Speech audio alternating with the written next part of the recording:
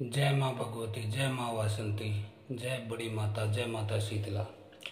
तो सभी मित्रों, हर हर महादेव, ओम काली, आदेश गुरु गोरखनाथ। तो आज इस वीडियो में हम आपको शीतला सप्तमी पर माता शीतला को, बड़ी माता को कैसे प्रसन्न करें, उनके भोग के बारे में, पूजा के बारे में हम आपको बताने वाले हैं, जिससे कि आपके जीवन में आपको माता शीतला की कृपा प्राप्त हो और आपके जीवन से दुखों का, कठिनाइयों का और बीमारियों का समूल नाश हो जाए। तो माता शीतला के बारे में थोड़ा हम जान लेते हैं। माता शीतला को बड़ी माता भी कहा जाता है, बूढ़ी माता भी कहा जाता है, वासंती भी कहा जाता है, माता शीतला भी कहा जाता है। और तंत्र की दुनिया में माता शीतला सबसे बड़ा नाम है। कोई भी तंत्र हो, चाहे वह किया जा रहा हो, चाहे काटा जा रहा हो, माता शीतला के बगैर यह संभव नहीं है। बेशक कोई भगत, कोई ओझा, कोई गुनिया सौ का आपको बेवकूफ़ बनाता रहे, लेकिन इस शक्ति के साथ लिए बगैर न तंत्र हो सकता है, न ही कोई तंत्र काट सकता है। इसे बड़ी माता कहा जाता है। जैसे देवों के देव महादेव हैं, सभी देवताओं में बड़े महादेव हैं, उसी तरह देवियों में सबसे बड़ी माँ शीतला है। इनके साथ भगवान शिव के 3 अवतार चलते हैं, एक साथ चलते हैं, किसी भी अन्य देवी के साथ नहीं चलते हैं। इनके साथ अगवानी में हनुमान जी चलते हैं, पीछे बाबा भैरवनाथ चलते हैं जो कि शिव अवतार हैं, और जबरासुर जो भगवान शिव के पसीने से पैदा हुए थे, वह भी शिव के अवतार हैं, वह भी माता शीतला के साथ ही चलते हैं। तंत्र की दुनिया में इनसे बड़ा कोई नहीं है। इसीलिए आपने अक्सर देखा होगा, जब भी हम तंत्र काट के लिए जाते हैं, कोई साधना सिद्धि करने जाते हैं, तब हम भगवती माँ वासंती के मंदिर में ही जाते हैं, जो कि रायवाला ऋषिकेश में स्थित है। वह एक सिद्ध तंत्र पीठ है, जहाँ पर आप किसी भी प्रकार के तंत्र को बड़ी आसानी से काट देते हैं, यदि आपके पास माता शीतला की कृपा है, उनकी सिद्धि है, उनकी जागृति है और उनका आशीर्वाद है, तो बड़ी माता के नाम से जानी जाती है। हैजा, प्लेग, डेंगू, इस तरह की महामारी है, वो माता शीतला के अंतर्गत ही चलती है। ये चाहे तो गांव के गांव को नष्ट कर देती हैं। यमराज के बाद इन्हीं के नाम रिकॉर्ड है सबसे अधिक हत्याओं का, सबसे अधिक मृत्यु का जिम्मेदार माता शीतला है, क्योंकि यह एक बहुत क्रूर शक्ति है, बहुत उग्र शक्ति है और उतनी ही शीतल भी है। जैसे भगवान शिव एक लोटे जल से मान जाते हैं, उसी तरह माता शीतला भी एक लोटे जल से मान जाती हैं। तो अब हम बात कर लेते हैं कि आपको इस शीतला सप्तमी पर आपको कैसे इनकी पूजा करनी है, क्या भोग देना है। देखिए, कई जगह है सप्तमी को मनाया जाता है, कई जगह अष्टमी को मनाया जाता है। हमारे देश में अलग अलग क्षेत्रों में अलग अलग टाइम इसका निर्धारित है, लेकिन फिर भी मैं बता देता हूँ। चैत्र सप्तमी से लेकर, यानी कि ये जो अब आ रही है माता शीतला की, चैत्र, वैशाख, जेठ, आषाढ़, 4 महीनों में 90 दिन होते हैं और इन 90 दिनों का व्रत माना जाता है। और इसकी साधना की शुरुआत सप्तमी से शुरू हो जाएगी और पूरे 4 महीनों में यदि कोई साधक है, कोई भगत है, कोई सिद्ध बनना चाहता है, माता की शक्ति प्राप्त करना चाहता है, तो 90 दिनों में वह गारंटीड माता को जागृत कर सकता है, यदि उसे तकनीकी का ज्ञान है, यदि उसके गुरु में तप बल है, उसके गुरु में ओज है, उसे ज्ञान है और वह समर्थ है, तो 90 दिन में आप कर सकते हैं। बिल्कुल आसानी से माता शीतला की सिद्धि कर सकते हैं। अब हम इसके भोग की बात करेंगे। यदि आपके क्षेत्र में सप्तमी को मनाया जाता है, तो उससे पहले दिन यानी कि रात्रि के समय आपको क्या करना है, आपको चावल मीठे बना लेने हैं। जैसे चावल में आप पानी डालिएगा और उसमें गुड़ डाल दीजिएगा। गुड़ अवेलेबल नहीं तो शक्कर डालिए, खांड डालिए, उसमें मीठा डालिए। मीठा डालने के बाद उसको पकने दीजिए। रात को उसको पकाना है। सुबह 4 बजे के करीब अंधेरे में, यानी कि सूर्य निकलने से पहले आपको जाके माता शीतला को वह भोग चढ़ा देना है। इस भोग में क्या क्या रहेगा वह मैं बता देता हूँ। इसमें मीठे चावल आपको लेके जाने हैं, 7 प्रकार की मिठाई, या फिर 7 बतासे आपको ले के जाने पड़ेंगे, क्योंकि माता शीतला जो हैं वो 7 बहनें हैं। उनके नाम मैं आपको बता देता हूँ। ऋणिका, घृणिका, शीतला, सेठला, दुर्गा, मंगला और मेहला, ये 7 बहनें हैं। तो इनको 7 मिठाई आप लेके जाइए, जैसे 7 पीसे ले गए आप बर्फी के, या फिर आप 7 बतासे रख लीजिए। मीठे चावल हो गए, 7 मिठाई हो गई, 7 आपको अगरबत्ती ले जानी है, 7 आपको दीपक ले जानी है, क्योंकि ये 7 बहनें हैं, इनकी एक साथ पूजा होती है। इनके साथ असंख्य शक्तियाँ चलती हैं। माता शीतला अक्षेत्र की देवी होती हैं। जैसे आपके ज़िले का डीएम हो गया, डीसी हो गया, पूरे ज़िले को जैसे डीसी डीएम कंट्रोल करते हैं, उसी तरह माता शीतला आपके अक्षेत्र के सभी भूत प्रेत, जिन, मसान, चुड़ैल, डायन, सबको वह नियंत्रित करती है, उनके अंतर्गत चलती है।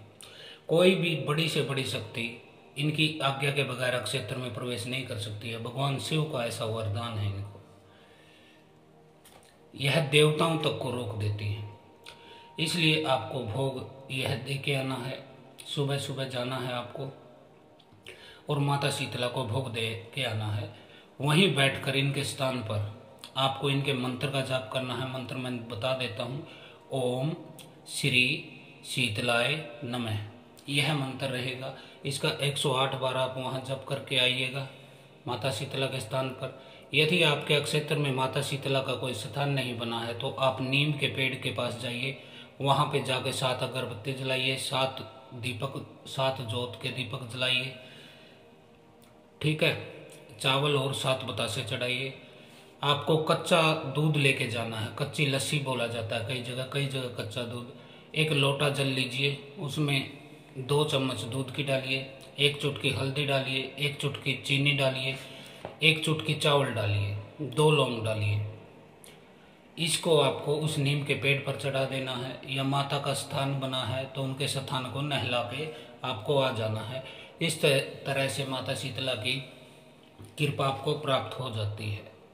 तो यह मैंने आपको बता दिया। माता शीतला की सप्तमी को या फिर आपके यहाँ अष्टमी मनाई जाती है, उसको आपको क्या पूजा करनी है और आपको माता शीतला को कैसे प्रसन्न करके जो है उनकी कृपा प्राप्त कर लेनी है। किसी को जवर रहता है, बुखार रहता है, बार बार ठीक हो जाता है, फिर हो जाता है। किसी को चमड़ी के रोग होते हैं, सफ़ेद दाग होते हैं, फोड़े फुंसी होते हैं, तो इसके लिए माता शीतला को अनिवार्य रूप से पूजा कीजिए। नीम के पेड़ में जो मैंने ये कच्ची धार बनाई, पक्की धार बताई है, पानी में दूध, हल्दी, चावल, चीनी, लौंग ये डाल के आपको नीम के पेड़ पर प्रतिदिन चढ़ाना है। इससे आपको लाभ मिलेगा। तो यह थी बात है माता शीतला की जो है कृपा प्राप्त करने की। अब सिर्फ एक और अन्य बात बता देता हूँ। कई भगत जन पूछते हैं कि गुरुजी हमें कुछ ज्ञान दीजिए, हमें कुछ शिक्षा दीजिए ताकि हम भी अपने जीवन में सफल हो सके। आप तो ज्ञान के भंडार हैं, आपके पास तो इतना ज्ञान है कि यदि एक बूंद भी हमें मिल जाए तो हम भी अपने जीवन में सफल हो जाएं। तो उनके लिए कह देना चाहता हूँ, बेटा ज्ञान तो बस एक ही है और वह है मैं कुछ नहीं जानता। जो जानता है वो परमात्मा है। ऐसा जो कोई जान लेता है कि मैं कुछ नहीं जानता, परमात्मा ही जानता है, वही जानी जान है, मेरी नज़र में वह परम ज्ञानी है। कई लोग कहते हैं मुझे कि गुरुजी हमने वेद पढ़े, शास्त्र पढ़े, बाइबल पढ़ी, गीता पढ़ी, कुरान पढ़ी, मेरी नज़र में वह दया का पात्र है। वह समझता है कि मैं हूँ परम ज्ञानी, मुझे सारे शास्त्रों का ज्ञान, वेदों का ज्ञान, समस्त ज्योतिष प्रक्रियाओं का ज्ञान। तो ऐसे व्यक्ति पर मेरी नज़र में दया का पात्र है, उस पर दया बहुत आती है मुझको। जो वेद शास्त्र, कुरान पुराण, गीता बाइबल पढ़ने के बाद भी यह सोचता है कि मैं ज्ञानी हूँ, मेरी नज़र में वो निरा मूढ़ है, निरा गवार, निरा अनपढ़ है। क्योंकि सभी शास्त्रों का, सभी ग्रंथों का, सभी धार्मिक ग्रंथ हो, किसी भी धर्म के ग्रंथ हो, उनका सबसे पहला और मूल मकसद यही है कि मैं भाव को खत्म कीजिए। और आप ये पढ़कर बोलते हो कि मैं परम ज्ञानी, मैं परम ज्ञाता, मैं पंडित, मैं वेद शास्त्रों का ज्ञाता। तो जब तक आपने मैं को ही नहीं छोड़ा तो आपके पढ़े गए ग्रंथ शास्त्र आपके लिए नहीं है। फिर वह ज्ञान नहीं, ज्ञान की धूल है, वह राख है, फिर वह आपके लिए नहीं है। ज्ञानी तो वह है जो मानता है कि ईश्वर को सब पता है, मैं कुछ नहीं जानता हूँ। तो ये ज्ञान की परिभाषा है।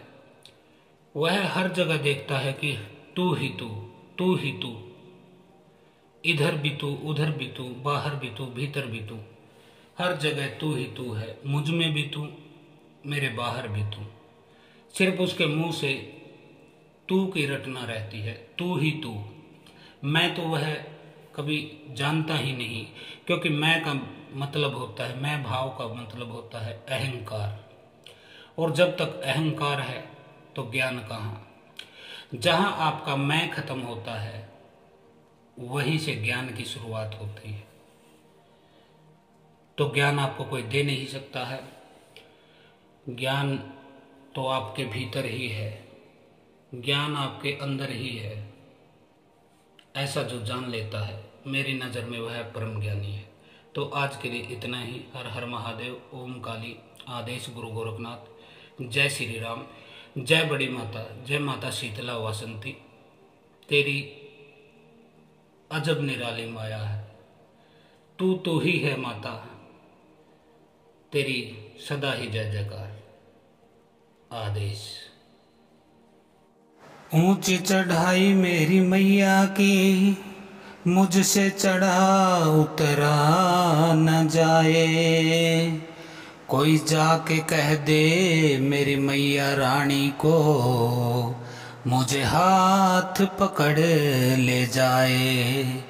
ना तो ताजदारों के, ना अमीरों के, दीवे बढ़ते रहन सदा फकीरों के, दीवे बढ़ते रहन सदा फकीरों के।